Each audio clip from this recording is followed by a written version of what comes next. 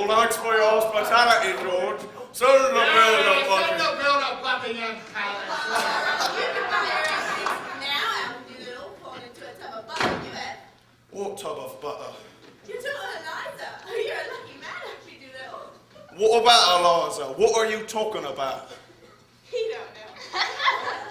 Paula, he don't know. Moved in with a swell in our eyes. Left in a taxi all by herself. Smart as paint. And ain't been home for 3 days. Then, I get a message from her this morning.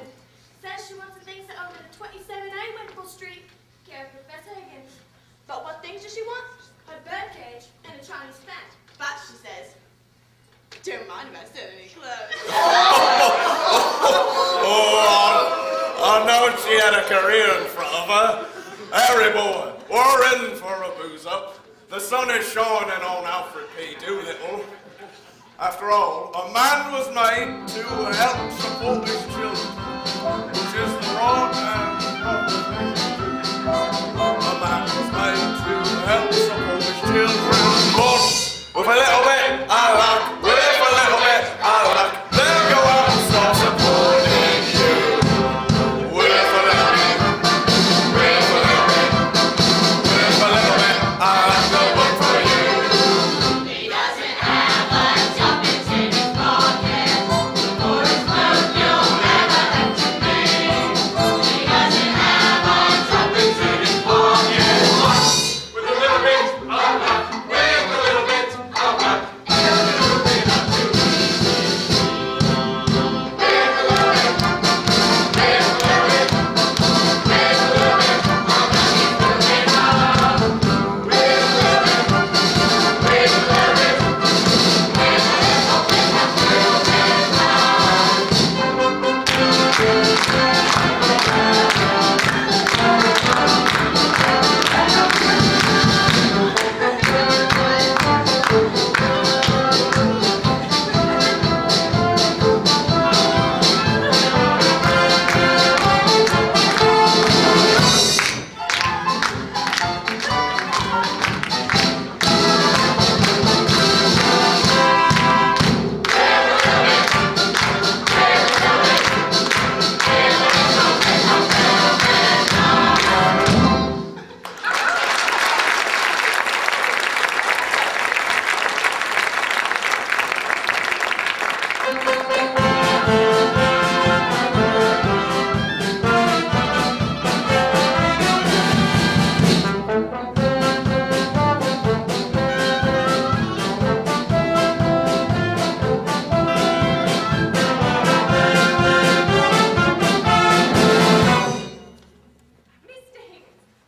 Not go on working the girl this way, making her say her alphabet from sunup to sundown, even during meals. When will it stop? When she does it properly, of course. Is that all, Mrs. Pierce? No, sir, the mail. Well, pay the bills and say no to the invitations. Is that all? No, sir. There's another letter from that American millionaire, Ezra D. Wallingford. He wants you to lecture for his Moral Reform League. Throw it away. But, sir, it's the third letter he's written you. You should at least answer it. Leave it here. I'll get to it later. If you please, sir, there's a dustman downstairs. Alfred P. Doolittle. He wants to speak with you. He says you have his daughter here. Phew, I say. Send the blackguard up. He may not be a blackguard, Higgins. Nonsense. Of course he's a blackguard. Whether he is or not, I'm afraid we shall have some trouble with him. Trouble? I don't think so. If there's any trouble to be had, he shall have it with me, not I with him. Doolittle, sir?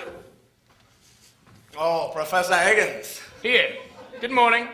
Good morning, Governor. I'll come about a very serious matter, Governor. Born in Hounslow, Mother Welch. What is it you want, Doolittle? Oh, well, I want my daughter back. That's what I want, see? Well, of course you do. You're her father, aren't you? Glad to see you have some spark of family feeling left. She's upstairs here. Take her away at once. Oh, what?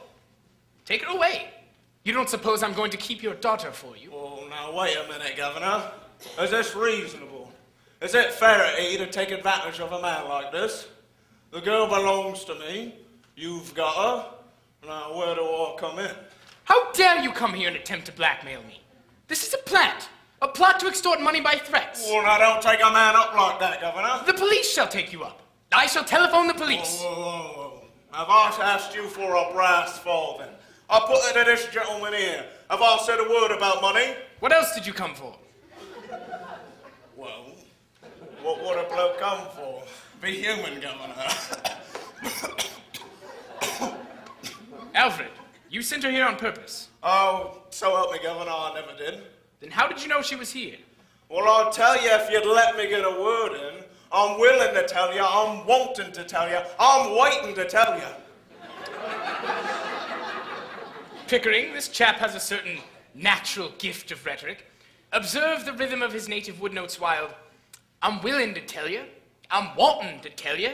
I'm waiting to tell you. How did you come to know she was here? Well, she sent back for her luggage and I got to hear about it. She said she didn't want no clothes. What was I to think from that, Governor? I ask you as a parent, what was I to think? You came to rescue her from worse than death, then, eh? Oh, just so, Governor, that's right. Well, Mrs. Pierce? Yes, sir? Eliza's father is here to collect her. Give her to him. Oh, now wait a minute, Governor. We're both men of the world now, ain't we? Oh, men of the world, are we? You better go, Mrs. Pierce. I think so indeed, sir. Oh, I've taken a sort of fancy to you, Governor. Oh. And if you want to go, I'm not so set on having her back. But what I might be open to is an arrangement. All I ask is my rights as a father, and you're the last man alive to expect me to let her go for nothing. For I can see you're a straight sort, Governor. Well, what's a £5 note to you, and what's a Liza to me?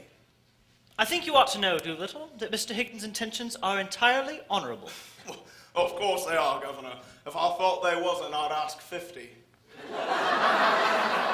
Do you mean to say that you'd sell your daughter for £50? Have you no morals, man? Oh, no, Governor. I can't afford them. And neither could you if you was as poor as me. Not that I mean any harm, mind you, but, well, if Eliza's going to get a bit out of this, then why not me too, eh? Look at it my way. What am I? I ask you, what am I? Well, I'm one of the undeserving poor, that's what I am. Think what that means to a man now. It means he's up against middle-class morality for all the time. If there's ever anything going in, and I put in for a bit of it, it's always the same story. Well, you're undeserving, so you can't have it. But my needs is as great as the most deserving widow that ever got money out of 6 different charities in 1 week for the death of the same husband.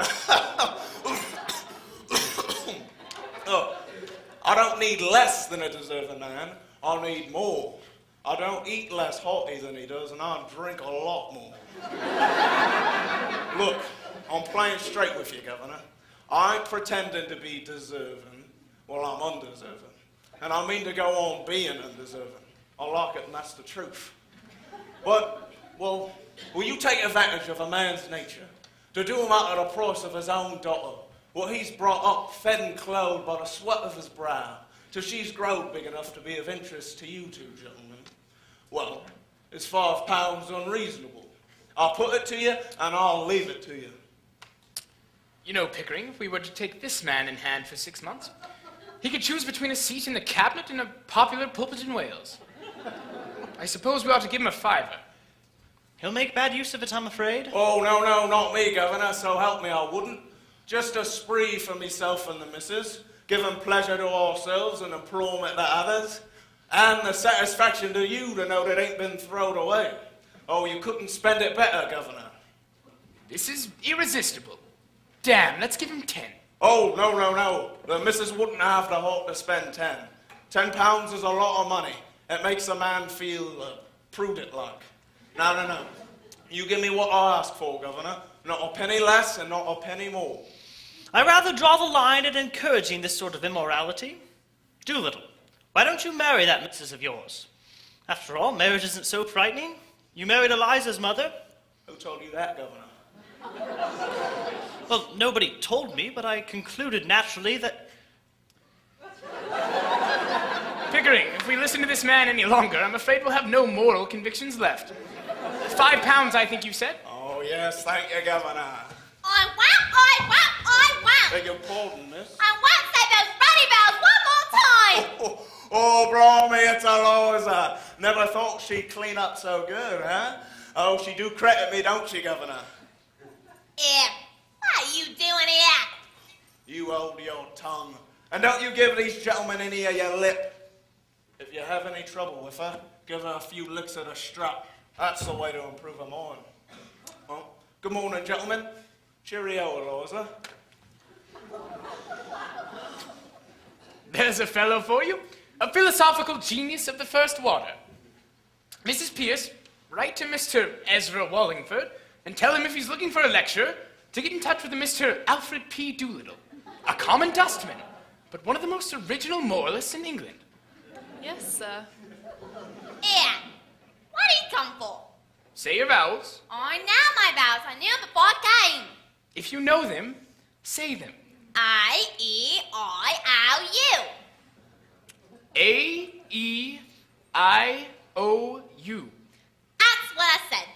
I-E-I-O-U. I've been saying them for 3 days and I won't say them no more. I know it's difficult, Miss Doolittle, but try to understand. It's no use, Pickering. As a military man, you ought to understand. Drilling is what she needs. You better leave her, or she'll be turning to you for sympathy. All right, if you insist, but have a little patience with her. Of course. Eliza, say A. You ain't got no heart, you ain't. A. Aye. Eliza, I promise you that you will learn to pronounce your vowels correctly before the day's end, or there will be no lunch, no dinner, and no chocolates.